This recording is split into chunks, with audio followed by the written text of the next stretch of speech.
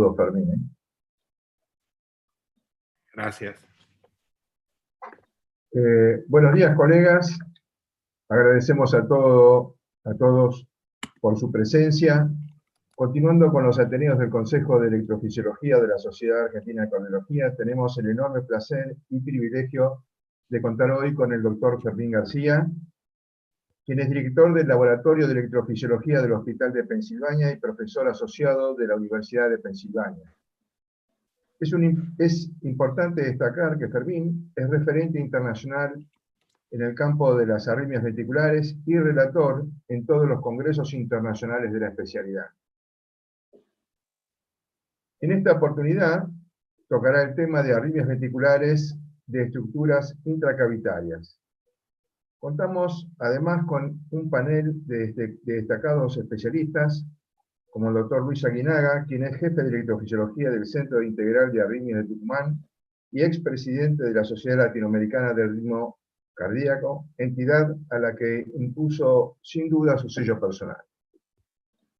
Contamos también con el doctor Gabriel Eidemann, quien es secretario científico del Consejo de Arritmias de la Sociedad y jefe de electrofisiología del Hospital Central de San Isidro, entre otras instituciones. Y con la doctora Estela Falconi, electrofisióloga del Sanatorio Finocchieto y del Sanatorio Fleming. Bueno, sin más preámbulo, Fermín, te escuchamos si querés compartir la pantalla. Gracias, Enrique. Bueno, para mí es un placer estar con ustedes, como ya les había dicho. Y básicamente habíamos hablado, Enrique y yo, de cuál sería el mejor título para hoy, basado en lo que ustedes habían visto antes, con un poco también de respeto, basado en todo el trabajo que ustedes han hecho en este tema, sobre todo el grupo de Casuso, etcétera, en Buenos Aires. Yo me limito a darles mi opinión y lo que sería un approach pragmático y práctico para lo que son las arritmias ventriculares, bien sea idiopáticas o no idiopáticas, de estructuras intracavitarias. Así voy a comenzar.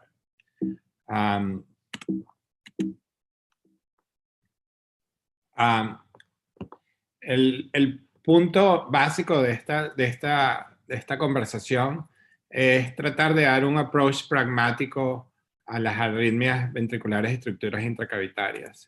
Y ese approach se va a basar en dos cosas primordiales, aunque parezca un poco sencillo, pero creo que es lo que me ha dado a mí más resultado en estos pacientes, que al principio eran pacientes que uno de alguna forma u otra siempre fallaba o eran un reto mucho mayor. Y ese approach se basa principalmente en lo que yo creo en electrofisiología es básico, es el reconocimiento de un patrón, digamos, de arritmias, sobre todo en arritmias ventriculares, que está basado primordialmente en el primer paso, que es el reconocimiento de patrones específicos electrocardiográficos que te van a orientar, yo diría, con una gran proporción de exactitud al síndrome clínico que ese paciente presenta. Entonces vamos a discutir los patrones electrocardiográficos para reconocer arritmias de estructuras intracavitarias, y ya veremos cómo esto es un patrón clásico de un músculo posteromedial más adelante. Cuando uno ve este patrón clásico, el segundo paso, que para arritmias intraventriculares a mí me parece esencial más que cualquier otro método de imagen, basado en la caracterización de que estas son estructuras que usualmente están flotando dentro del ventrículo y que en realidad son muy mal representadas por la fluoroscopia y los sistemas de mapeo. Voy a basar mucho en el entendimiento y en la utilidad de lo que yo considero es una herramienta esencial para este tipo de arritmias, que es el uso del eco intracardíaco. Y al uno tener la combinación sencillamente del entendimiento del electro, y esto también puede sonar muy sencillo y pragmático, pero al uno entender reconocer el electro y la imagen en eco, uno puede sencillamente dirigir el mapeo y el tratamiento. Esto es un caso real que yo tuve el placer de realizar con unos colegas, en el cual era un paciente que tenía 2 ablaciones fallidas de lo que se presumía era una arritmia fascicular, y nosotros reconocimos el patrón electrocardiográfico, vimos el eco, y en el eco yo pensaba que esto venía del músculo posteromedial, y aquí te das cuenta, esto es un músculo posteromedial con 2 cabezas, y ya vamos a ver cómo se reconoce. Pero lo que más importante me parece a mí en el eco intracardíaco es que a veces, y no pasa siempre, no solamente vemos un músculo posteromedial, pero vemos como una imagen hiperecoica en la punta del músculo posteromedial.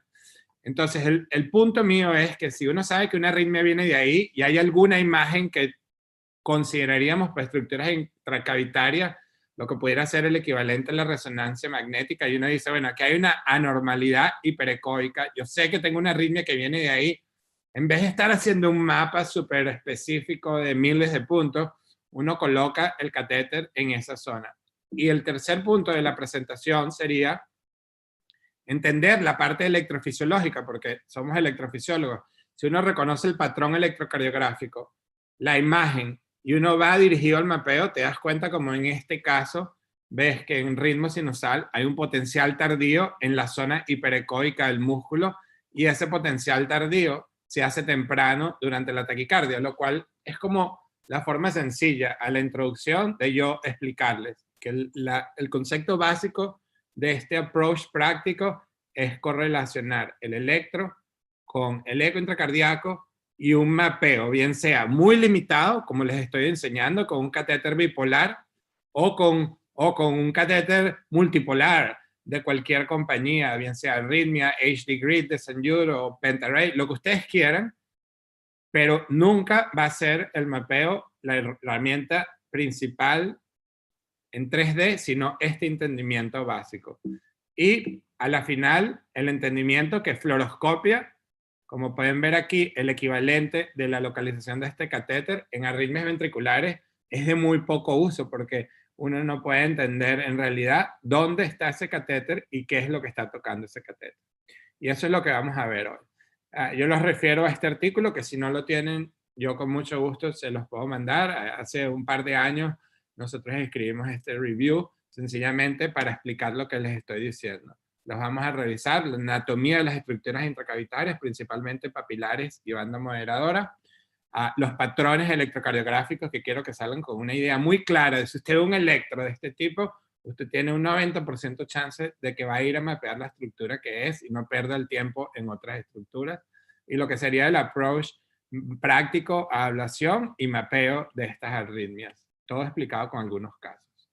Estructuras intracavitarias. Si uno piensa que el ventrículo es como parece en un mapeo tridimensional, que parece una bolsa bonita, toda regular, sin ningún tipo de obstáculos, está totalmente equivocado. Esta es la anatomía real de lo que sería una estructura intracavitaria del ventrículo derecho, donde vemos que es la válvula mitral y todo lo que serían las estructuras intracavitarias, que son bien sea el sitio de origen de las arritmias o un obstáculo a mapear las arritmias. Como ejemplo principal, la estructura más común en el ventrículo derecho, de la cual vamos a hablar, va a ser lo que se llama la banda moderadora, que es como una estructura muscular que conecta el septum con la pared libre del ventrículo derecho en su tercio distal o apical, y obviamente existen estructuras también de músculos papilares que soportan la válvula tricuspidia. En el ventrículo izquierdo, la anatomía también es variable. Tenemos más consistentemente 2 grupos principales de estructuras intracavitarias, lo que serían los músculos posteromediales y los músculos anterolaterales, con 2 patrones totalmente diferentes, ya que los músculos posteromediales son inferiores y septales, y los músculos anterolateral son superiores y laterales, como su nombre lo dice, lo cual es muy diferente en los patrones electrocardiográficos. Y a veces estas estructuras, que yo creo que nos complican la vida, porque son estructuras que pueden conectar bien sea los músculos papilares a otro músculo papilar o músculos papilares al septo o a la pared muscular per se, que es lo que conocemos como las cuerdas falsas o las cuerdas tendinosas. Una cosa que hay que tener en cuenta, que está descrito desde 1906, es que todas las estructuras que vamos a hablar, en mi opinión, y razón por la cual de repente hay una patogénesis de las arritmias y de la muerte súbita, sobre todo con extrasístoles originadas de estas estructuras, es que, bien reconocido por Tawara desde hace más de 150 años, es que estas estructuras en realidad están muy claramente interconectadas con el sistema de conducción. Si usted lee la descripción original de Tawara de la rama derecha, él dice que la rama derecha es, básicamente pasa, es la parte del sistema de conducción que pasa en el septo interventricular y después continúa a través de la banda moderadora o la trabécula septomarginal a la base del músculo papilar anterior y de ahí se extiende en lo que él reconoce como el plexo subendocárdico de células de Purkinje hacia el tracto de salida del ventrículo derecho. Yo cada vez que leo esta descripción me empiezo a imaginar si esto en realidad tiene algo que ver, y estoy seguro que sí, con las arritmias ventriculares que nosotros vemos hoy en día. La anatomía de los músculos papilares izquierdos no es diferente y esta es la descripción del mismo paper de Tawara, donde tenemos la rama izquierda y todas las bifurcaciones de las células de Purkinje alrededor del septo del músculo anterolateral y posteromedial, con células de Purkinje separadas de lo que sería el sistema de conducción. Y no solamente existen células de Purkinje, sino que hay coloraciones que han demostrado que existen células gangliónicas dentro de estos músculos papilares, lo cual básicamente hace que no solamente esto sea un componente del sistema nervioso periférico, sino del sistema nervioso central con potencial conexión a lo que sería el sistema nervioso autónomo, simpatético y parasimpatético. Entonces, tenemos una estructura muscular que está básicamente al riesgo expuesta a lo que serían arritmias ventriculares musculares, pero también del sistema de Purkinje y potencialmente de lo que es el sistema autónomo, sistema nervioso autónomo, etc. Entonces, las arritmias ventriculares que vamos a ver en estos casos pueden estar dadas en corazón estructuralmente normal y corazones anormales, lo cual es importante reconocer desde el principio. Y obviamente tenemos el espectro completo de arritmias ventriculares. Pacientes frecuentemente con estresístoles aisladas, taquicardias ventriculares no sostenidas, taquicardias ventriculares sostenidas, y uno de los síndromes que más obviamente nos aterroriza a todos, que son pacientes con corazones normales y muerte súbita por fibrilación ventricular idiopática, y estas arritmias frecuentemente están asociadas a muerte súbita en corazones normales. El mecanismo puede ser trigger activity, automanicidad normal, muy rara vez es de reentrada, excepto en síndromes específicos, especialmente isquémicos, ya les enseñaré. Y usualmente se sugiere esto porque son relacionadas a catecolaminas. Uno lleva típicamente a estos pacientes al laboratorio y no las puede inducir. Las taquicardias no siguen, digamos, características de encarrilamiento, etcétera, lo cual sugiere obviamente que esto no es reentrada, excepto en pacientes con enfermedad estructural, particularmente enfermedad, digamos, coronaria, que afecta la pared inferior, la pared posterior o anterolateral, distribución de la circunfleja, aunque es más difícil ver un infarto de circunfleja que involucre porque tiene dual perfusion. Y obviamente en estos pacientes o con cardiomiopatía no isquémica, pues es un síndrome diferente que yo creo que más que todo es que la cicatriz involucra el músculo papilar y te afecta al mecanismo. En el mecanismo de reentrada, lo más frecuente son infartos al miocardio, obviamente, que involucra más que todo el músculo posteromedial, y un síndrome que tiene mucha boga, digamos, y que a todos nos da, digamos, algo de preocupación, que es el síndrome de válvula mitral, de prolapso de válvula mitral, con todo lo que puede ser la cicatriz y el delay enhancement que se ve alrededor de los papilares y el anillo mitral, lo cual puede también producir arritmias de reentrada y diferente a lo que son las idiopáticas. En fibrilación ventricular idiopática vemos como en nuestra experiencia y otros grupos se ve claramente que estos pacientes frecuentemente tienen extrasístoles ventriculares más que todo relacionadas con lo que yo considero, bien sea los músculos papilares o el sistema de Purkinje distal, clásicamente banda moderadora, posteromedial, anterolateral, con muy poca evidencia de cicatriz. O sea, que es uno de los síndromes que yo creo que es importante reconocer porque no es infrecuente, sobre todo en sitios de referencia, ver pacientes con extrasístoles ventriculares y síncope. Y cuando uno ve, las extrasístoles ventriculares no son típicos del tracto de salida, sino de la banda moderadora. Estos son pacientes que a mí me preocupan mucho. Y nosotros obviamente hemos visto esto tan frecuentemente que hasta el 50% de pacientes con fibrilación ventricular idiopática o más se originan de estos sitios. Los patrones electrocardiográficos son muy típicos y para serles sincero, yo creo que lo que tienen que uno es reconocer, desde mi punto de vista práctico, 3 patrones electrocardiográficos. Yo creo que lo importante es reconocer que estas estructuras usualmente están flotando en el ventrículo y por eso dan patrones inusuales. Ya les voy a enseñar con más detalles, pero yo lo que recomiendo es cuando uno piensa en estas arritmias ventriculares, que no son necesariamente típicas de la parte inferior o del tracto de salida, es buscar estos 3 patrones.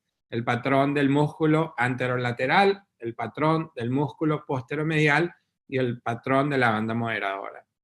Básicamente, obviamente, los músculos papilares del ventrículo izquierdo, porque son estructuras dentro del ventrículo izquierdo, todos van a tener bloqueo de rama derecha. Y dependiendo si es apical o menos apical, van a tener transición. Lo que es poco probable, ojo, es que las arritmias ventriculares del músculo papilar no tengan ninguna transición, o sea, que sean positivas de B1 a B6. Eso es muy raro. Usualmente hay transición, bloqueo de rama derecha con transición. Y después, para el anterolateral, si bien pueden ser algunos patrones inusuales, como positivos en 2 y en 3, la mayor parte de los músculos anterolaterales, porque están como flotando, pienso yo, en el medio de la cavidad, dan este clásico patrón de discordancia entre 2 y 3. Y la arritmia es positiva en 3 y es negativa en 2. Y esto es muy clásico del músculo anterolateral. Un eje derecho, positivo en ABR, negativo en ABL, pero patrón de discordancia en 2 y en 3, con negativo en 2, positivo en 3, bloqueo de rama derecha con transición en B3 o en B4. Esto para mí, la primera estructura que uno tiene que mapear si uno ve este patrón es el músculo anterolateral. El músculo posteromedial es mucho más sencillo. Es un bloqueo de rama derecha con igual transición. Nunca uno va a ver un músculo posteromedial que sea tan septal, que es bloqueo de rama izquierda, y nunca he visto yo en realidad un músculo posteromedial tampoco, al igual que dije antes, que no tenga ninguna transición. Siempre va a haber algo de transición. Y la diferencia es que es una estructura septal, lo cual va a ser bien sea positivo y positivo en ABR y en ABL, o alguna variación, pero usualmente bifásico en uno. Siempre, o la mayor parte del tiempo, siempre va a haber una onda R, a no ser que haya cicatriz en la cara inferior.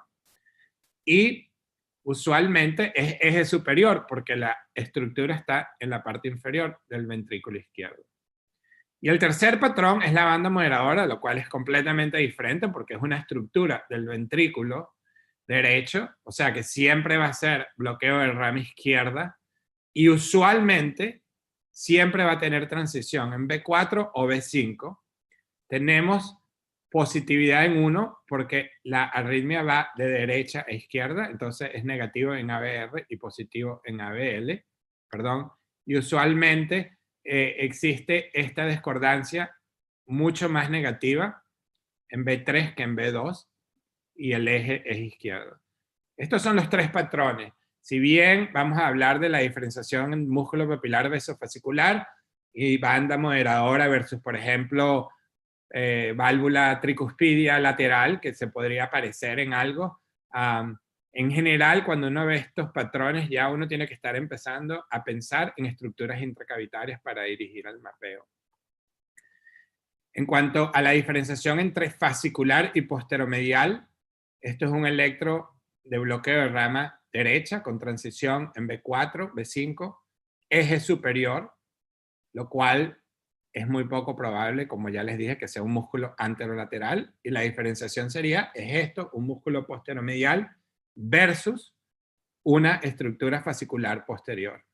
Entonces, para esto se han visto varios algoritmos.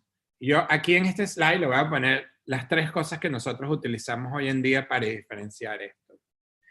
De la data anterior, usualmente los músculos papilares de nuestro grupo y el grupo de Bogun, uno ve a la derivación 1, lead 1, usualmente no hay onda Q en los papilares, y en los fasciculares hay onda Q, tanto en nuestra experiencia como en la experiencia de Michigan.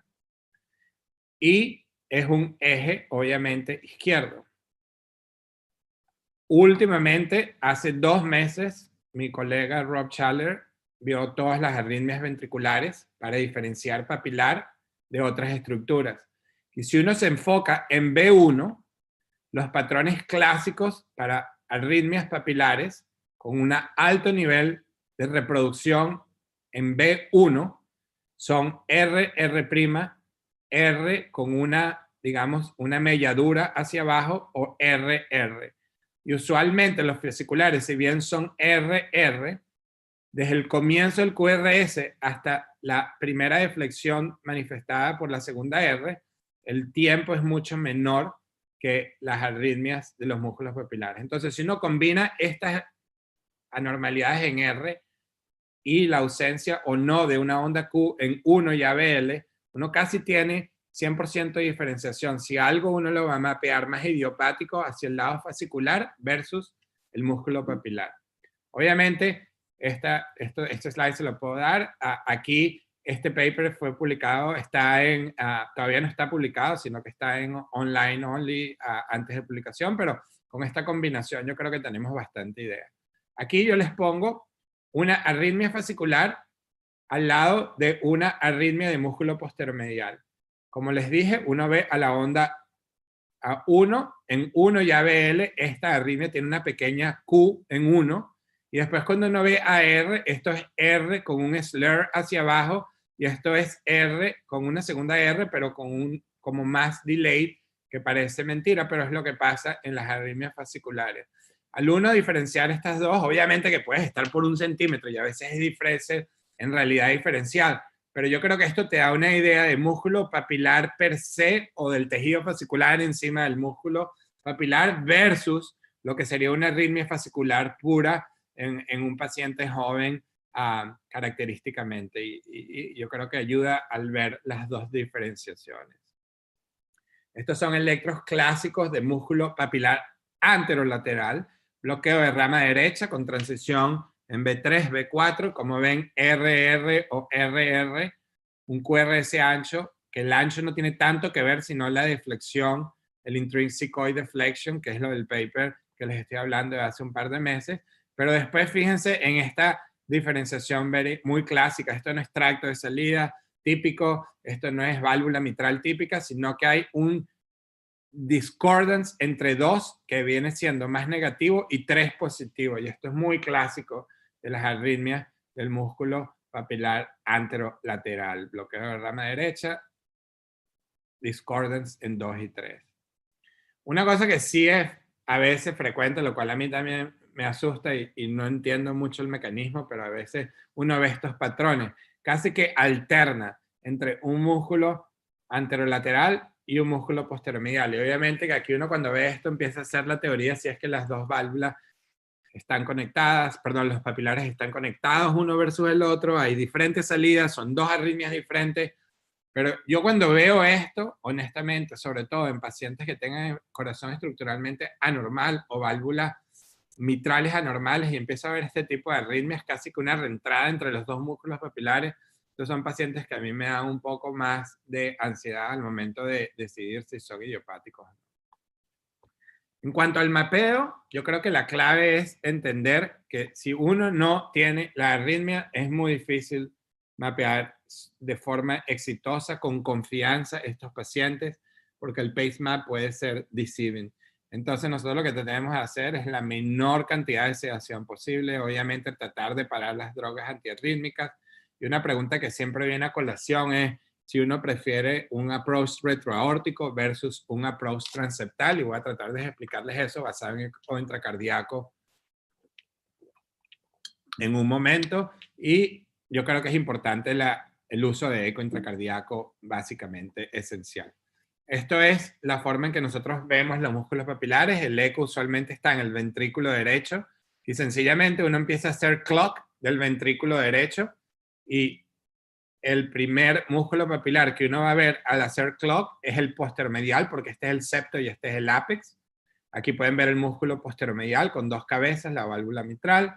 Y después, si uno quiere ver el anterolateral, hace más clock.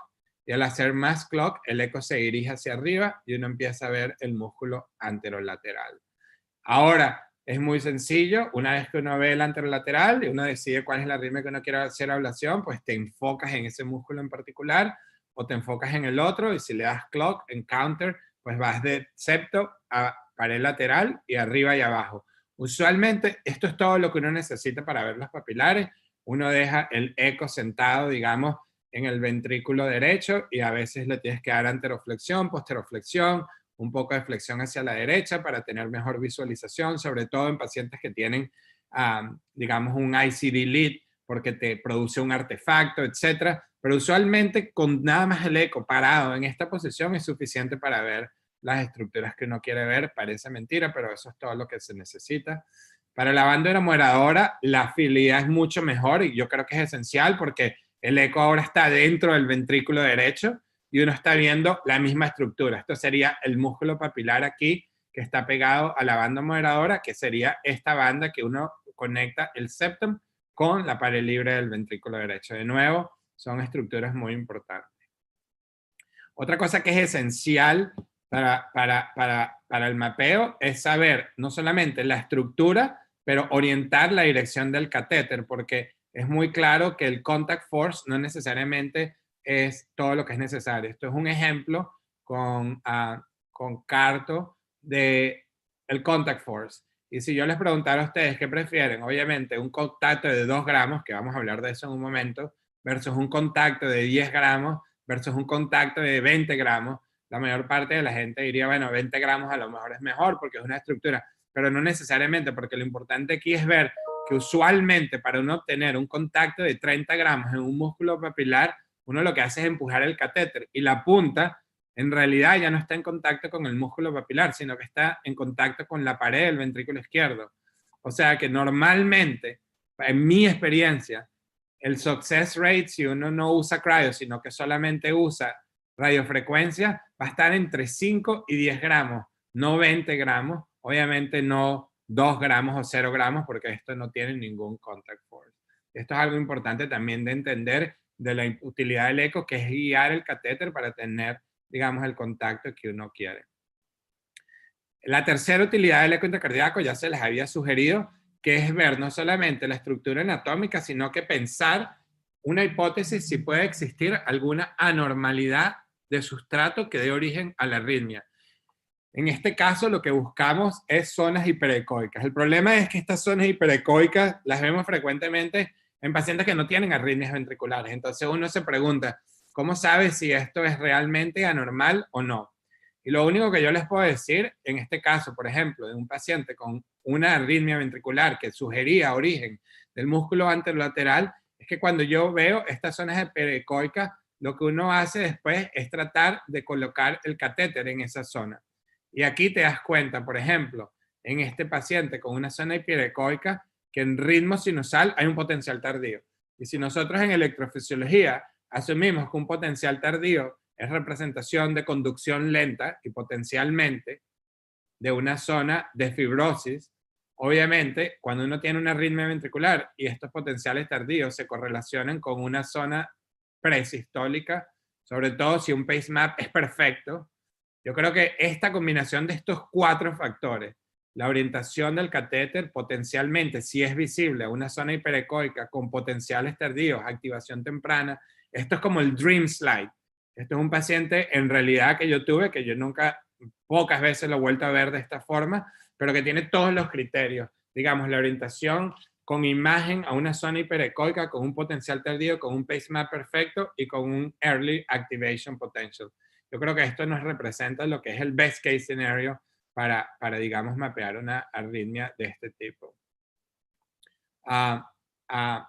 Y eso es importante. En cuanto a la ablación, usualmente la guiamos por activación precoz, mucho más que plenamente por pace mapping, porque yo creo que el pace mapping puede ser decisivo en los músculos papilares y puedes tener salidas alternativas con pace mapping perfecto y no necesariamente significa. O sea que mi gold standard es conseguir el mejor sitio de activación y obviamente tener un buen contacto basado en eco intracardíaco. Y esto es importante. Yo creo que los dos métodos de ablación que estamos utilizando hoy en día, si bien hemos también reproducido los hallazgos que han tenido en Buenos Aires con cryo, yo creo que una de las nuevas técnicas que estamos utilizando es high power en el músculo papilar, y ya les voy a enseñar por qué.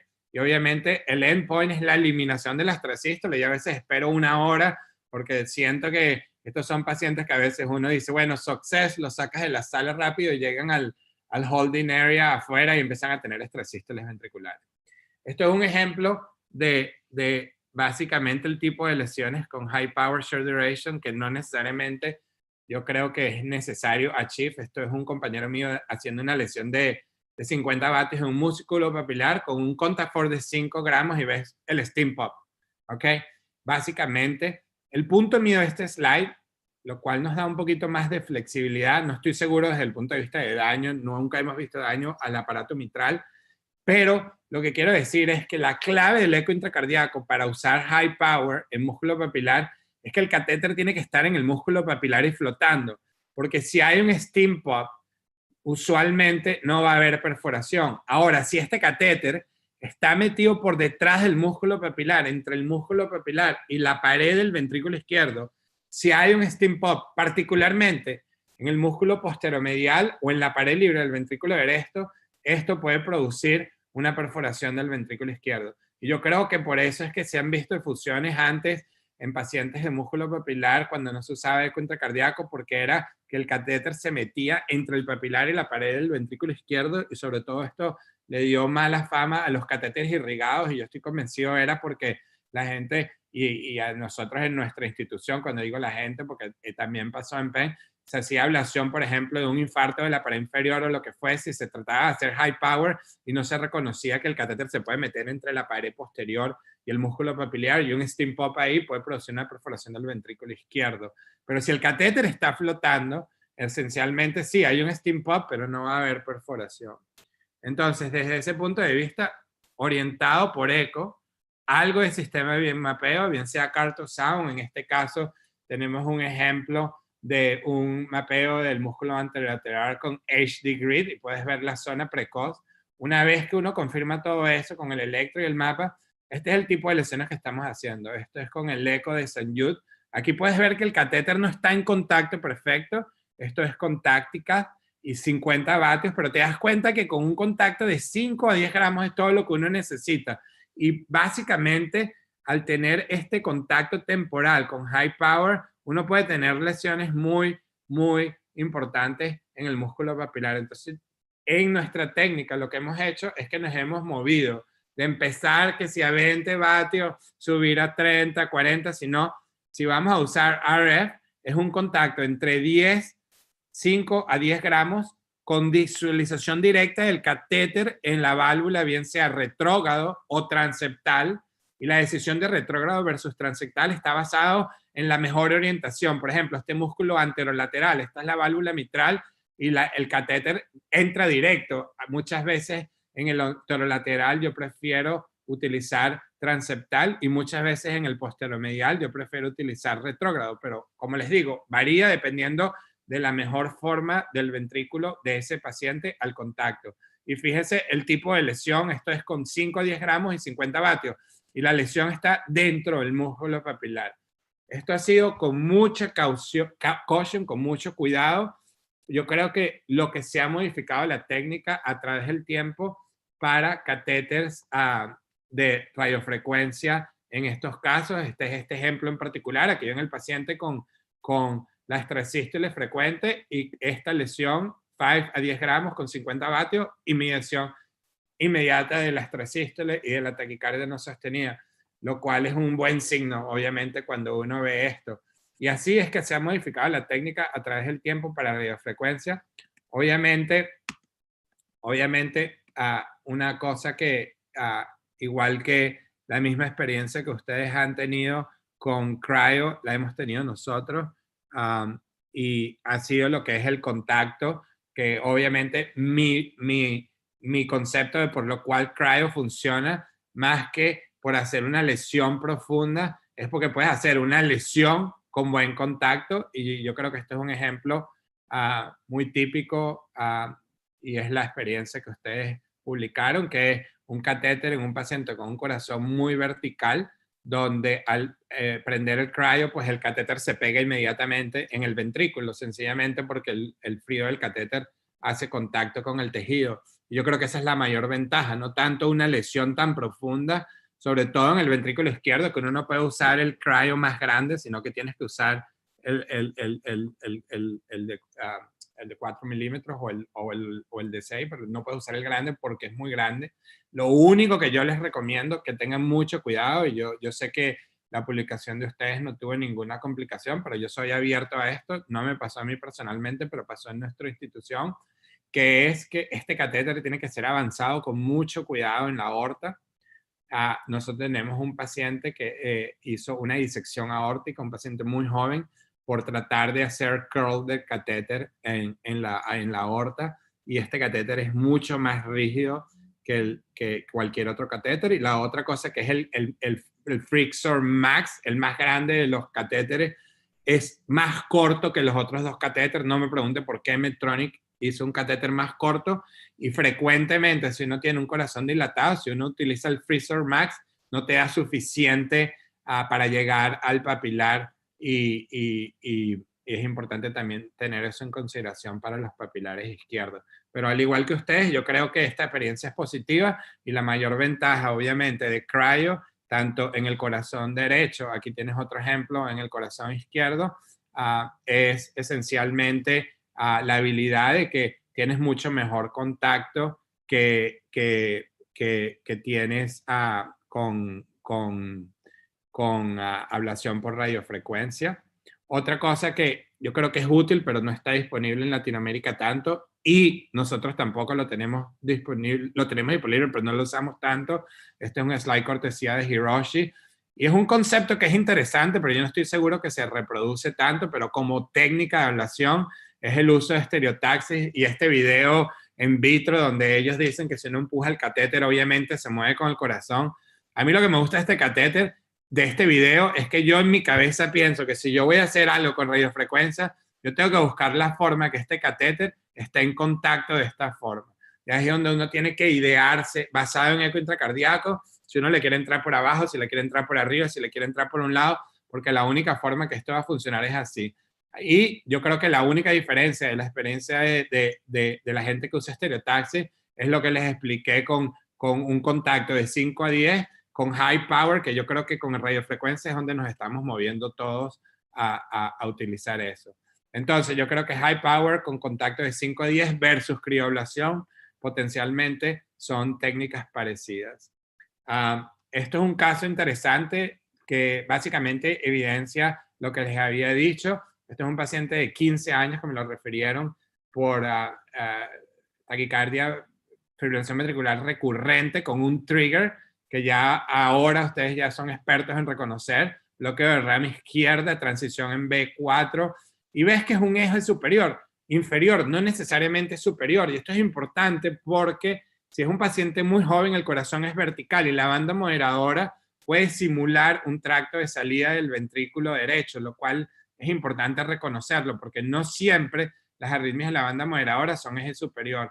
Y esto es una sola cosa que obviamente les quería tener en consideración, pero lo importante es reconocer esto y ver en eco intracardíaco. Aquí ves un corazón súper vertical, un corazón muy pequeño con un ventrículo derecho muy pequeño que es vertical.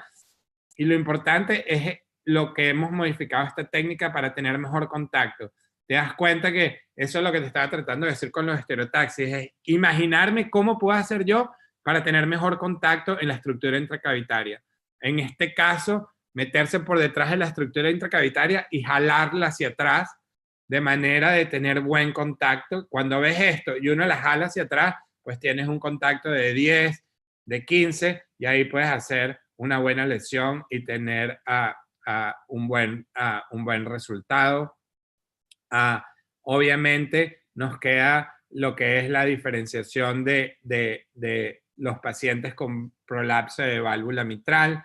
Aquí esto es un paciente con cirugía de prolapso de válvula mitral, con taquicardia ventricular del músculo posteromedial, pero esto yo creo que no son pacientes idiopáticos, y el reconocimiento, bien sea en eco intracardíaco, el mismo paciente con una resonancia magnética y delay enhancement en los músculos papilares, y cuando pusimos el catéter en el músculo posteromedial, la presencia de potenciales tardíos en ritmo sinusal. Yo creo que esto es el ejemplo clásico de que no todas las arritmias ventriculares de músculos papilares o estructuras intracavitarias necesariamente son corazones normales, y uno tiene que tratar de definir esto, porque en mi opinión la única cosa que me preocupa a mí de estos pacientes es que pueden representar pacientes que, aunque uno haga una ablación successful, independientemente de la fracción de eyección, pueden tener riesgo de muerte súbita, y eso hay que tenerlo en consideración. Perdón, esto es algo importante. Yo creo que dentro de los pacientes que pueden tener estratificación de riesgo, una de las cosas que a mí me preocupa en estos pacientes no solamente es el reconocimiento del potencial presencia de un sustrato, pero cuando hay más de una morfología. Y en esos pacientes con válvula mitral, una de las cosas que fue muy frecuente ver en los pacientes que tenían mayor riesgo de muerte súbita es cuando alternan esas morfologías entre, digamos, un bloqueo de rama derecha con un bloqueo de rama izquierda, con un bloqueo superior-inferior. Aquí puedes ver este paciente, bloqueo de rama derecha, pero alterna paciente músculo posteromedial versus músculo anterolateral, uno después de la otra. Estos son pacientes que a mí me parecen que tienen un riesgo mayor de muerte súbita, sobre todo si hay anormalidades, bien sea en la resonancia o en el mismo electro. Puedes ver ondas T invertidas inferolaterales, lo cual sugiere enfermedad ventricular dentro del síndrome de válvula mitral. O sea que hay que prestar atención no solamente a las tres sístoles, sino al electro en ritmo sinusal. Entonces, para concluir, estimados amigos, amigas, colegas, yo creo que las arritmias de músculos ventriculares y estructuras intracavitarias pueden ser, bien sea un origen de músculos o estructuras intracavitarias en pacientes idiopáticos o con enfermedad estructural de base. Los patrones electrocardiográficos son muy fáciles de reconocer. Como les expliqué, bloqueo de rama derecha, eje superior con los hallazgos clásicos en 1 ABL y V1 para diferenciar fascicular de posteromedial, y el discordancia entre 2 y 3 para el anterolateral, y bloqueo de rama izquierda, más que todo con eje superior e izquierdo, a veces es inferior en pacientes muy jóvenes. Es difícil hacer la ablación, no porque sea difícil siempre porque son estructuras difíciles o gruesas, sino porque hay una variabilidad anatómica muy grande y porque hay que estar en contacto. Y si uno no está en contacto, no puede hacer la ablación. Y para poder dirigir la ablación, yo creo que es esencial el uso de eco intracardíaco para uno poder estar seguro dónde está. Obviamente, podríamos decir que cualquier eco es necesario, pero en electrofisiología hoy en día yo creo que la herramienta más importante es el eco intracardíaco, sobre todo para este tipo de estructuras. Si no estar disponible, por supuesto, puede ser eco transesofágico, pero eso para mí asume que el paciente tiene que estar sedado y eso es un problema. Y en nuestro laboratorio, mi approach inicial, sencillamente por la facilidad que estamos acostumbrados, es radiofrecuencia, y la forma que hemos modificado la radiofrecuencia es tratar de tener buen contacto con un introductor largo, bien sea transeptal o retrógrado, y un contacto entre 5 a 10 gramos flotando dentro de la estructura intracavitaria y con,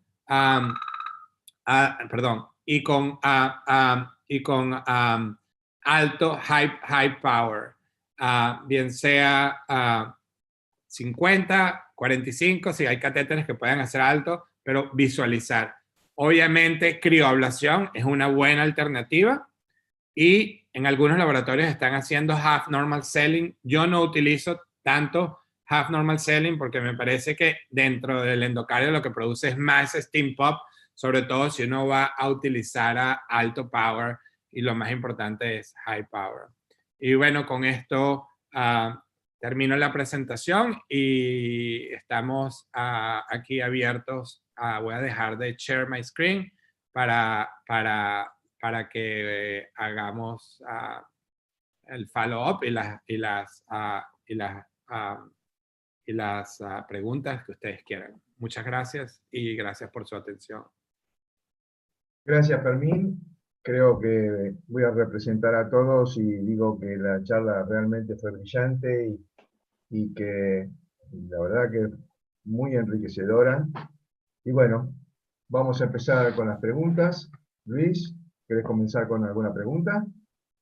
Perfecto, bueno, muchas gracias, Fermín. Espectacular la presentación, como siempre, y bueno, siempre tan clara. Nunca dejamos de aprender de tus presentaciones, Fermín, y fabuloso. Un tema práctico, la verdad que es difícil preguntarte cosas, Fermín, pero bueno, uno puede de todo, ¿verdad? Lo bueno es que ya te conozco, Luis, ya sé que no te voy a poder responder. No. Esto es simple.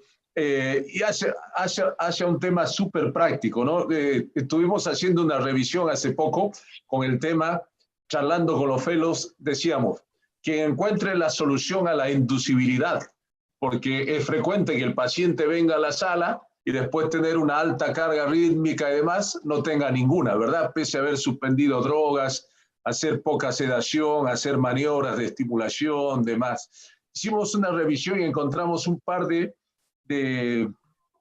publicaciones, una, por ejemplo, de Shinodi en PACE en mayo de este año, donde ellos habían encontrado mayor eficacia, por ejemplo, usando epinefrina, no solo isoproterenol. Interesantemente, ellos veían que con epinefrina se incrementaba menos la frecuencia cardíaca total y había más inductibilidad en pacientes con isoproterenol que no habían respondido, ¿verdad? Cosas así, o la administración en otro paper de gluconato de calcio, buscando maniobras para aumentar quizás la mayor limitación, como se ha comunicado y ustedes mismos lo escriben siempre, sea eso, ¿verdad? Ya me decías, te escuchábamos esperar una hora, a veces en el paciente de que no hay manera de encontrar, o si uno no tiene un buen pace mapping, etc. ¿Cuál crees que puede ser el beneficio de utilizar estas nuevas fármacos o intentar otro tipo de maniobra, Fermín? ¿O nos cuentas cómo haces el approach en tu centro, en tu laboratorio? Sí, bueno, Luis, esto es, obviamente para los que hacemos este tipo de procedimientos, eso es lo que a mí más me da ansiedad el día que voy a trabajar cuando tengo un paciente con estrés ventriculares, no solamente papilares, pero en general papilares más que nada porque uno depende mucho menos del pace mapping, en mi opinión particular, pero esto es algo muy personal. A mí me cuesta decirle a un paciente, mira, te hicimos la ablación y yo sé dentro de mí que yo nada más la basé en pace mapping en un músculo papilar, yo no me siento como que soy muy honesto. Entonces, obviamente, esto es lo que más me da ansiedad. Creo que yo lo que hago es que pongo al paciente en el recovery area y tiene que tener PVCs, porque si no viene con ningún PVC ese día, yo ya siento que no va a ser un buen caso. Y hay veces que le digo a los pacientes, bueno, decidan ustedes, si quieren los paso and we give it a try, a ver qué pasa, o cancelamos el procedimiento y lo traemos otro día, o hay que esperar el día que tengamos suerte. Básicamente, Luis, yo creo que hoy en día para mí es una cuestión de suerte. Ese es el día que voy a tener suerte porque tengo un buen caso versus el día que no tengo suerte y tengo un mal caso. Entonces te voy a ser sincero, para mí es cuestión de suerte. Al mismo tiempo, no necesariamente el paciente tiene que estar bigeminando para hacer un buen caso. Y ahí es donde yo creo que el approach que yo les describí es muy importante, porque una vez que el paciente está en la sala, lo más importante es si uno se pone en el pellejo del paciente Yo me pongo a pensar, yo tengo una arritmia ventricular de un músculo papilar, por ejemplo, y a mí viene Luis y me dice, mira, te vamos a hacer la ablación, pero lo más importante es que estés despierto. Oye, yo no sé si yo voy a hacerme ninguna ablación, porque a mí me daría miedo, yo no sé, no por ti, sino porque le tengo miedo. Entonces yo sí soy muy sensitivo al hecho de que si el paciente no lo convence de que vas a hacer un procedimiento con sedación mínima, hay dos conceptos básicos para mí. Uno es la efectividad del mapeo y el tiempo, y segundo, la cantidad de catéteres que uno ponga, porque eso duele. Si tú te fijas, mis casos que te enseñé, ahí no hay 10 catéteres. Ahí hay un catéter arterial y el eco intracardíaco. Y si acaso, obviamente, es una estructura derecha, un catéter venoso. Estamos hablando de estructuras intracavitarias, ojo. Entonces, por eso yo creo que es tan importante reconocer el patrón electrocardiográfico, porque una vez que uno reconoce el patrón electrocardiográfico, ya uno sabe a dónde va. Ya tú clasificas a ese paciente con un alto nivel de certeza si va a ser grupo posteromedial, grupo anterolateral o banda moderadora. Y el segundo paso es meter el eco y decir, esta es la estructura y esta es la anatomía, y ahí me voy de una a mapear esa región. Y no estoy 10 horas mapeando, y con todo el respeto, por eso ves que hay muy pocos casos de los que te enseñé que tienen mapeo y los que te enseño a lo mejor son mapas que se hicieron después, no se hicieron antes del procedimiento. Pero yo creo que lo importante es ir rápido al sitio de interés y no perder tiempo. Porque perdiendo tiempo, el paciente se desespera y ahí es donde vienen los problemas. Entonces yo creo que por eso el approach práctico importante. En cuanto a las drogas, yo no tengo mucha experiencia con gluconato de calcio. Yo he oído de gente que lo ha usado. Yo lo he discutido con nuestros anestesiólogos y yo creo que hemos tenido en el pasado pacientes que se le ha aplicado el gluconato de calcio y honestamente no he visto ningún beneficio. Lo hicimos varias veces en Colombia con Luis y Diego, y no tuvimos ningún beneficio. Y no sé, a lo mejor estoy sesgado a pocos casos, pero no tengo una experiencia muy grande en al respecto. Epinefrina la traté un par de veces y te puedo decir que fue un desastre, porque número uno, el paciente se puso súper hipertenso, y número dos, se puso muchísimo más taquicárdico, y en músculo papilar, tu enemigo es la taquicardia. Porque si el paciente ya de hecho tienes poco contacto, el paciente está taquicárdico y va a ser muchísimo más difícil a tener contacto, razón por la cual soy de la opinión de que los catéteres multipolares en músculos papilares puros no son de tanta utilidad, porque cuando uno los empieza a mover, lo que hacen es causar más ectopia y más irritación, sino que a lo mejor para crear un mapa de activación que te dé una idea, pero de nuevo, yo creo que guiándose con el electro, la anatomía y una activación limitada de forma rápida, ya con una idea de hipótesis antes de entrar al caso, con algo de arritmias donde uno combine una activación con algo de pace mapping, en tal caso es el método más efectivo. En cuanto a maniobras químicas para tratar de producir las estresístoles, yo ni siquiera confío en el isoproterenol, para ser sincero contigo. Es muy raro que de verdad, y de nuevo, produce taquicardia y el paciente empieza a sudar y le da vómitos, y entonces ahí se va todo. O sea que dentro de maniobras para estresístoles, sobre todo estas estructuras, la clave es que el paciente venga con la arritmia en laboratorio, y es lo que es cuestión de suerte hoy en día. Y creo que si alguno de los fellows quieren buscar la forma de reproducir esto, estoy de acuerdo contigo. Esto es como se dice en inglés, el holy grail. Es buscar cómo reproducir estas arritmias para el momento del mapeo y del endpoint, lo que dices tú. No solamente el mapeo, sino al hacer la ablación, salir del laboratorio y no decir, bueno, aquí no hay vía lenta, estoy successful y tengo un endpoint. Muchas veces uno sale sin ni siquiera saber si existe riesgo de recurrencia, y por eso es que digo, esperar un tiempo decente es lo mejor que uno puede hacer por el paciente. Y disculpa que me tomé tanto tiempo en contestarle algo que fuera muy sencillo, pero no es una pregunta fácil. Gabriel, ¿querés activar tu micrófono? Sí. Bueno, obviamente excelente, Fermín. La verdad que nos tenés mal acostumbrados a este nivel de charlas y que la verdad que la aprovechamos mucho y te agradezco mucho que estés colaborando con nuestro consejo, el Consejo de Arritmias de la SAC, y siempre que venís a Argentina para diferentes servicios de aquí, que es de mucha utilidad. Te quería preguntar las siguientes cosas. Estas arritmias que vos mencionabas en tu charla parecen ser de una enfermedad del sistema de Purkinje, alguna Purkinje-hepatía.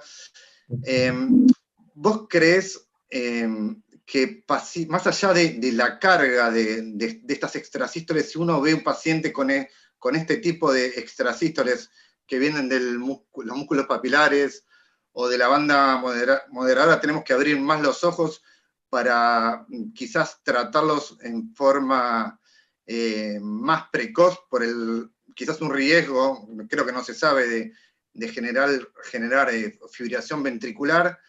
Eso por un lado, y por el otro lado una pregunta un poquito más técnica es si, bueno, ¿qué utilidad le das a la resonancia, más allá del ICE que usás habitualmente? ¿Qué importancia le das a la resonancia? Y quizás si haces un mapa de voltaje en estos casos, porque vos mismo nombraste que hay un pequeño porcentaje o algún porcentaje de pacientes que en verdad tienen algún tipo de cardiopatía. Sí, yo creo que en la controversia o el futuro o la investigación en esta especialidad se basa en dos áreas primordiales, en lo que preguntó Luis y lo que estás preguntando tú. Y como bien dices, yo creo que no hay respuesta, ¿no?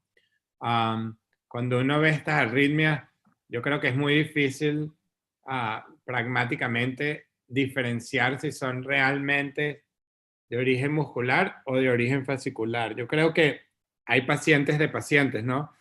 Yo a veces pienso que cuando soy successful con una sola lesión, a lo mejor era que era fascicular, porque algo fascicular debe ser muy superficial y sensible a radiofrecuencia, y cuando me toman 3, 4 lesiones, a lo mejor es de verdad un origen muscular más profundo, ¿no? Yo creo que aquí la clínica sigue siendo importante. Paciente con síncope o presíncope, yo veo arritmias ventriculares y obviamente, yo veo extrasístoles de este tipo y me preocupo. ¿Cuánto me puedo preocupar para legalmente o de forma académica sentarme con un paciente y decirle, mira, y esto me ha pasado mucho, les puedo escribir un caso, y decirle, mira, a mí me preocupa tanto tu arritmia ventricular que yo considero que te debes de poner un desfibrilador? Porque esa es la pregunta que me estás haciendo. Esencialmente, riesgo de muerte súbita para mí significa a quién le implantes un desfibrilador o no, de forma práctica. Y yo no sé si hay una buena forma de hacer la respuesta. En banda moderadora con síncope, obviamente yo tengo la discusión con el paciente, le digo, mira, nuestra experiencia es de alguna forma, existen pacientes idiopáticos, yo no estoy seguro qué te pasó, etcétera. La realidad es que lo que yo creo que está pasando, Gabriel, es que lo que sabemos es la punta del iceberg.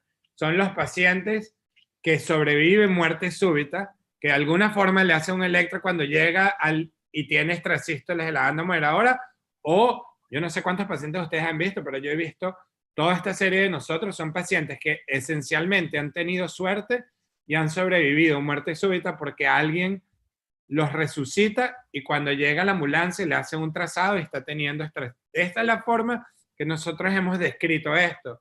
Para mí, esta es la punta del iceberg y hay muchos más pacientes que se están muriendo con estas arritmias y no lo sabemos. Desde el punto de vista de estratificación de riesgo, yo creo que síncope es importante independientemente del número de extrasístoles ventriculares. En el corazón derecho, para serte sincero, banda moderadora, en toda nuestra serie y la mayor parte de los pacientes que hemos tenido, todos los estudios han sido normales.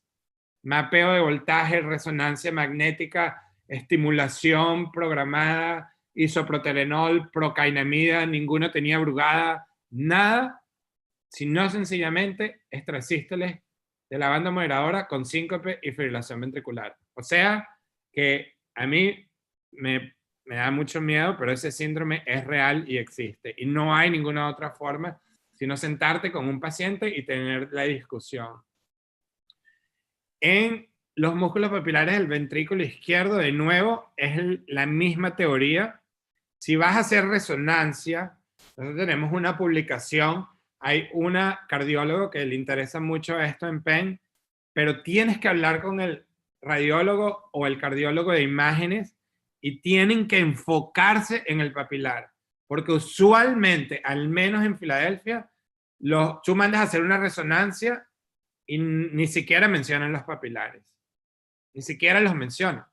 O sea que eso tiene que ser alguien que esté interesado en ver, y sí hemos visto delay enhancement en músculos papilares en poblaciones de pacientes, y yo sí creo que ahí te enseñé, obviamente, pero todo depende del contacto, lo cual significa que si uno va a interpretar el voltaje y hacer un malpeo de voltaje de un músculo papilar, en mi opinión, tiene que ser alguien que de verdad esté prestando atención al eco intracardíaco y al contact force, porque low voltage, con un contacto de 1 o 2, para mí no significa cicatriz.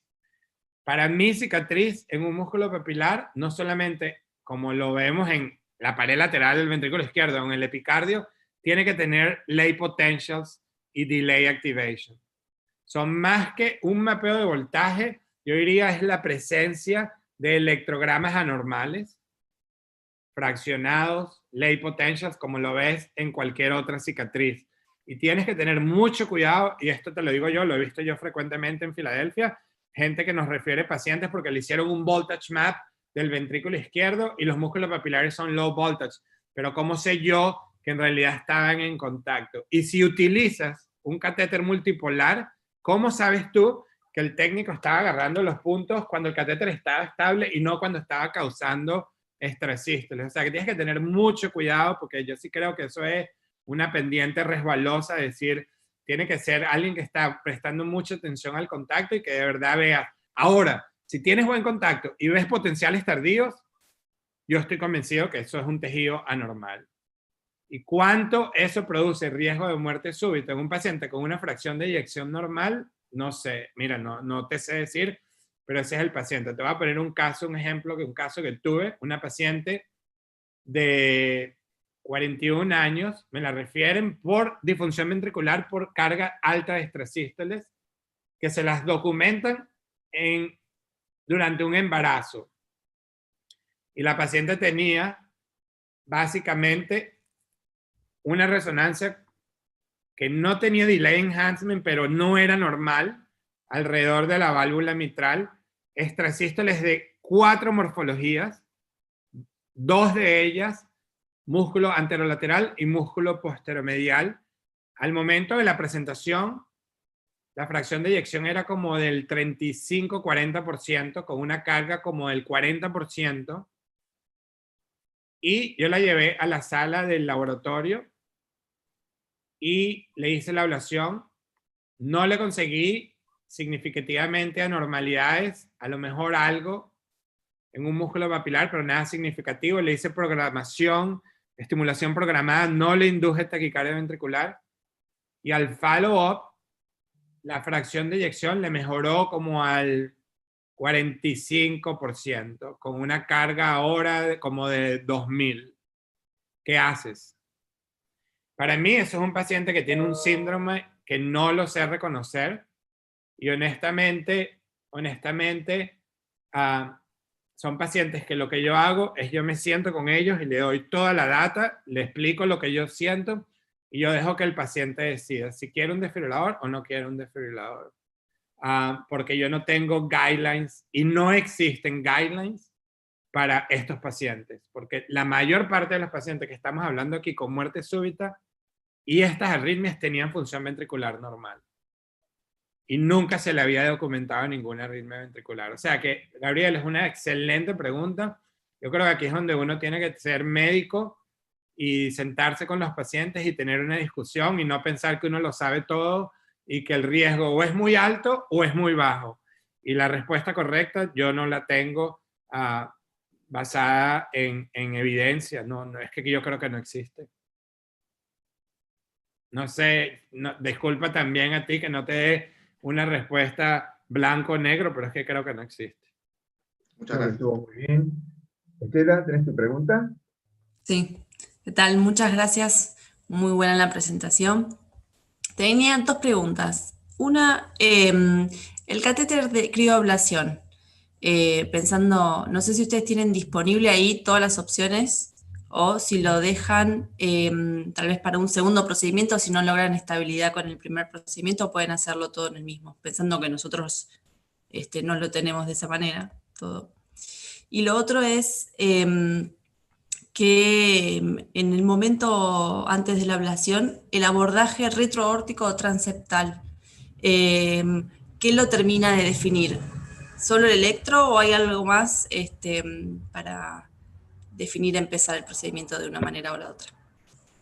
Sí, gracias, Estela. No estoy seguro de la pregunta de cryo, pero sí tenemos cryo available. Básicamente desde el principio del caso, si uno quiere usar cryo, puede usar cryo. Yo, para serte sincero, es sencillamente estilos. Nosotros en el pasado empezamos a usar cryo al mismo tiempo que el Grupo de Buenos Aires, y la publicación de ellos fue antes. Y básicamente la idea de cryo es contacto. A mí no me parece personalmente que cryo produzca direcciones mejores que radiofrecuencia, pero si uno toma en consideración una lesión de radiofrecuencia con bajo contacto versus una lesión de cryo con muy buen contacto, yo estoy seguro que la elección de cryo es mejor que la de radiofrecuencia. A mí cryo sencillamente me parece un catéter que es más difícil de manipular.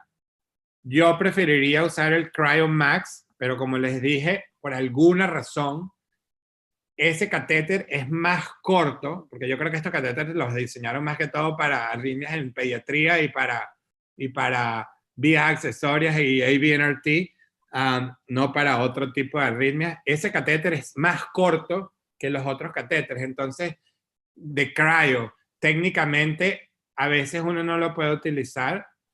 Al ser un catéter más rígido, tienes que tener mucho cuidado en la aorta, y si vas a hacer transeptal, tienes que usar obviamente una vaina para poder guiarlo, y si vas a usar el Cryo Max, de nuevo, tienes que usar la vaina de cryo balloon, porque el catéter no cabe en un A-French o en un Agilos o en una SL1, no cabe. Entonces, desde el punto de vista de cryo versus radiofrecuencia, tomando en consideración lo que yo les dije, que hoy en día lo que hacemos es de 5 a 10 gramos guiado por eco con high power, 50 vatios, yo prefiero radiofrecuencia que cryo, porque yo no estoy acostumbrado a manipular el catéter de cryo.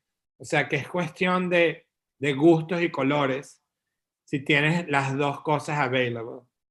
Si vas a usar cryo o vas a usar radiofrecuencia, yo sí creo que igual tienes que tratar de guiar el catéter con algún método de imagen, porque de otra forma te estás imaginando dónde está el catéter, y ese método de imagen tiene que incluir de alguna forma ecocardiografía, bien sea intracardíaca o TI.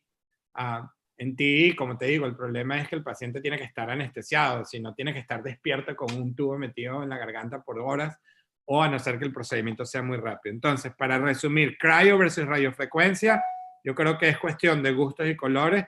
Obviamente, el resultado tan exitoso del grupo de Escasuso y el de nosotros es basado exclusivamente, en mi opinión, en que tienes un contacto excelente. Si uno puede tener un contacto tan bueno y tener una buena lesión con radiofrecuencia, yo creo que las dos técnicas son equivalentes. En mis manos, usualmente, y en PEN en general, utilizamos radiofrecuencia, a no ser que el paciente venga con un procedimiento fallido o que nosotros de verdad vemos que no estamos teniendo nada de buen contacto, cambiamos a cryo. Pero rara vez, muy rara vez, empezamos con cryo desde el principio, pero de nuevo, gustos y colores, lo que tengas disponible y lo que te sientas más cómodo y más cómoda. En cuanto a transeptal versus retrógrado, básicamente, si bien la mayor parte de los posteromediales lo hacemos retrógrado y la mayor parte de los anterolaterales transeptal, para serte muy, muy sincero, yo lo decido una vez que pongo el E contracardíaco y defino, fíjate bien, defino el eje entre la aorta, la válvula mitral y el músculo papilar que me interesa. Porque lo que estoy buscando es el eje más directo, que sea menos curvas y la distancia más corta. Hay veces que para el posteromedial transeptal es mejor. Hay veces que para el anterolateral retrógrado es mejor. Entonces, básicamente, uno entra y ve eco. Esta es la forma que yo lo decido. Yo veo eco y veo el eje de la aorta con el músculo, el eje de la válvula mitral con el músculo. Es un corazón vertical versus un corazón horizontal. Y te voy a ser sincero, frecuentemente hago los dos y veo cuál es el que me da mejor contacto. No existe razón por la cual decir siempre hay que ir transeptal o siempre hay que ir retrógrado. No es infrecuente que haga retrógrado y no me va bien y hago transeptal a ver si me va mejor, o al revés.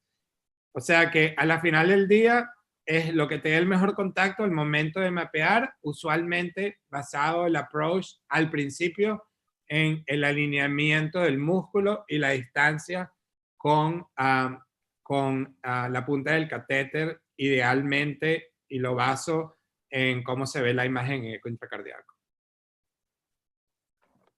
Fermín, bueno, ya se está acabando el tiempo, creo que estuviste muy extenso y las preguntas estuvieron muy bien respuestas.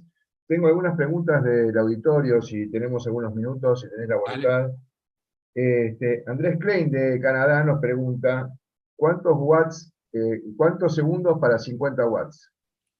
Esa es una buena pregunta. De nuevo, y disculpe que sea tan fastidioso, yo veo en eco y veo, usualmente, si tienes una buena lesión, se crea esa imagen blanca, y para mí eso es un predecesor de que vas a tener un steam pop.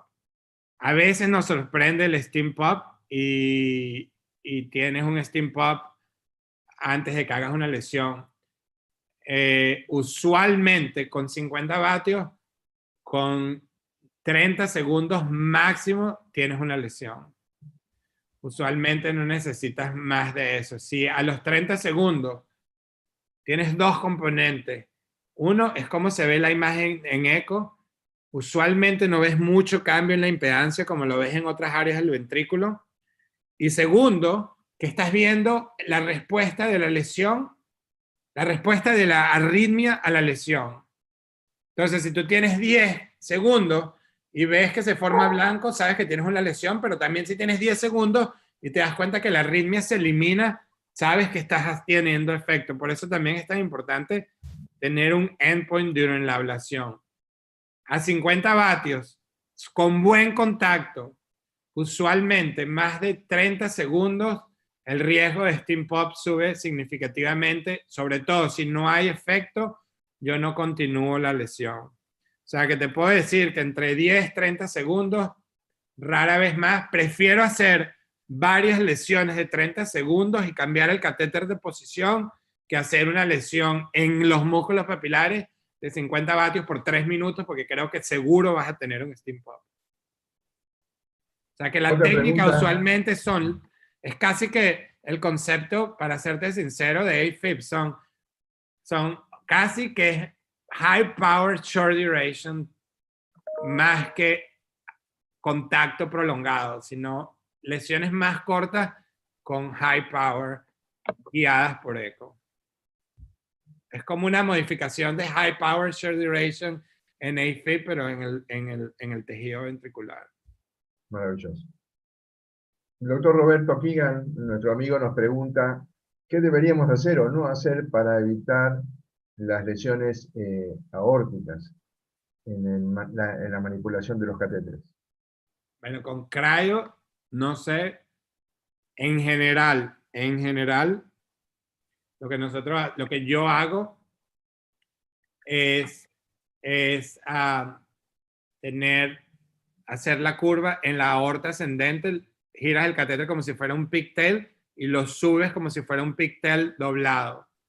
Lo que hemos hecho para cryo, cuando lo hemos utilizado en el ventrículo izquierdo, es usar un long SL1 o un SL0 y básicamente avanzas la vaina con un pigtail, avanzas un pigtail al ventrículo izquierdo y por el pigtail avanzas la vaina larga dentro del ventrículo izquierdo y después metes el catéter en la vaina que está dentro del ventrículo izquierdo y sacas el catéter de cryo dentro del ventrículo izquierdo. Esto lo hemos hecho, como te digo, porque tuvimos un caso de una disección de aorta ascendente que fue un desastre total con cryo. Y desde ese caso dijimos, más nunca hacemos una curva de cryo en la aorta, ni siquiera descendente o ascendente.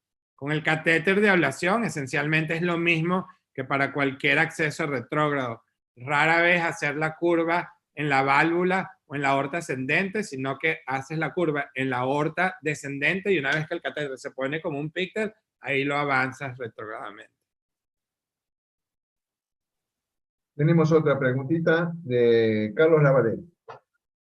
En los pacientes que tienen un gadolínio positivo en la resonancia magnética antes del procedimiento, luego del procedimiento, independientemente del éxito, ¿es fácil o sería prudente hacer estimulación programada para ver si induce algún otro tipo de arritmias? Sí, eso es una buena pregunta. Yo creo que una vez que tengas estos pacientes en el laboratorio, lo que pasa es que tampoco hay estudios, o sea, todos pensamos hoy en día que la estimulación programada no tiene validez. Yo creo que más y más estamos viendo una resurrección de la estimulación programada en pacientes no isquémicos, incluyendo los papilares, porque yo sí creo que si tienes la combinación, ¿cuáles son los 3 factores que a mí más me preocupan? Y esto va a sonar muy básico para todos ustedes, pero si yo tengo un paciente con múltiples estrasístoles ventriculares, con anormalidad de algún tipo de imagen que sugiera fibrosis y que además es inducible para taquicardia ventricular monomórfica, yo creo que ese es un paciente que tiene mayor riesgo de muerte súbita. Entonces, sí, yo sí soy un believer que en pacientes que, sobre todo con sintomatología, con alguna normalidad de imagen, tratar de hacer algo de risk stratification, y sí creo que dentro de las herramientas que tenemos, ahora, tiene que ser un endpoint muy claro, tiene que ser, para mi opinión, taquicardias ventriculares inducibles con una morfología, fíjate bien lo que voy a decir, no es que induces fibrilación ventricular, no, es que tienes estimulación programada y induces taquicardia ventricular sostenida que se correlaciona con el área de cicatriz que estás viendo. Por ejemplo, si ves cicatriz inferoseptal, yo creo que lo que tiene sentido es que si vas a tener inducción de taquicardia ventricular, sea una taquicardia de eje superior positiva en 1. Si la taquicardia ventricular que se induce se correlaciona con el área de anormalidad de la imagen, yo creo que tiene un valor pronóstico, pero esto sería otra línea de investigación donde podríamos colaborar, porque yo tengo muchos pacientes, sobre todo no papilares, pero de estos pacientes de LV Summit que tienen más de una morfología y después tú le das en el LV Summit y se van inferobasales y le das inferobasal y empiezan a salir por el ventrículo derecho. Para mí esos son pacientes que tienen un síndrome diferente, y esos pacientes que han sido inducibles para taquicardias ventriculares sostenidas, yo les he puesto ECD y tengo un cohorte de pacientes que han tenido arritmias en follow-up. Ahora, es muy pequeño el número de pacientes para mí ponerme en un foro como este y decir que yo le pondría desfibriladores a todos, pero sí, yo sí creo que la programación estimulada que va a tener una resurgencia en estos pacientes. ¿Cuánto? No sé decirte, pero si el paciente es inducible monomórfico, yo lo considero anormal. Y de nuevo, yo tendría una conversación con el paciente y le diría lo que encontré, y si el paciente dice estoy de acuerdo, me pongo el desfibrilador bien. Si dice que no, bueno, ya queda, no hay guidelines para guiar esto. Fermín, la verdad que hay muchas otras preguntas, pero ya hemos abusado de tu tiempo. Yo creo que hemos tenido una presentación excelente y lo único que nos queda es esperar que vengas nuevamente para acá. Tenemos el vino preparado para ir a tomar juntos con Luis ahí un vinito y te agradecemos. Me vas a hacer llorar, weón. Fíjate, la pregunta que alguien hizo, yo creo que la pregunta que alguien hizo aquí, que dice, no solamente lo de la estimulación programada, pero dice, ¿qué valor le darías a la aparición de fibrilación ventricular durante la aplicación de radiofrecuencia? Yo no le doy ningún valor, porque yo creo que, a no ser que el paciente se haya presentado con síncope y fibrilación ventricular, pues ahí sí le doy valor. Pero hay veces que uno está ahí haciendo ablación y hace unas arritmias todas locas. Si nunca ha sido clínico, yo no sé, yo no estoy seguro qué significa que uno esté haciendo ablación en un tejido de Purkinje y uno induzca fibrilación ventricular. La verdad es que no sé cómo responder esto tampoco de forma exacta, a no ser que el paciente haya tenido un síndrome clínico de síncope o fibrilación ventricular. A lo mejor me preocuparía más, pero hay frecuentemente que uno ve proarritmia, y esto es importante porque por eso también creo que hacer un mapeo y menos lesiones es mejor. Uno de mis peores nightmares, que te digo, el paciente se murió, fue un paciente que tenía fibrilación ventricular, pero no tenía estresístoles el día de la ablación. Hicimos como una modificación ahí del sistema de Purkinje, porque era lo que tenía sentido, pace mapping y tal, y esa noche el paciente hizo una tormenta eléctrica básicamente incesante, y no hubo forma de sacarlo.